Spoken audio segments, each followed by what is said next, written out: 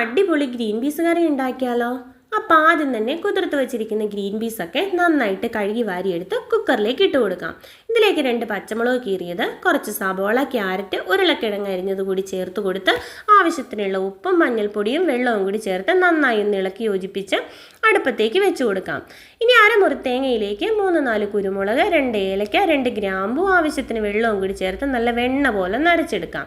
അപ്പോൾ വെന്തിരിക്കുന്ന ഗ്രീൻ പീസിലേക്ക് അരച്ചു വെച്ചിരിക്കുന്ന അരപ്പും ആവശ്യത്തിന് വെള്ളവും കൂടി ചേർത്ത് നന്നായി ഒന്ന് തിളപ്പിച്ചെടുക്കാം.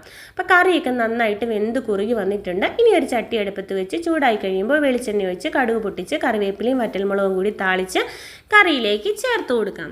അപ്പോൾ നമ്മുടെ അടിപൊളി ടേസ്റ്റി ഗ്രീൻ പീസ് കറി ഇവിടെ റെഡി ആയിട്ടുണ്ട്. നല്ല ആവി പറക്കുന്ന ചൂടപ്പത്തിൻ്റെ കൂടെ നല്ല ഗ്രീൻ പീസ് കറിയും കൂടി ചേർത്ത് കഴിക്കാൻ അടിപൊളി ടേസ്റ്റാണ്. അപ്പോൾ ഇനി ഗ്രീൻ പീസ് കറിയൊക്കെ ഉണ്ടാക്കുമ്പോൾ എല്ലാവരും ഇതുപോലെ ഒന്ന് ട്രൈ ചെയ്ത് നോക്കണേ.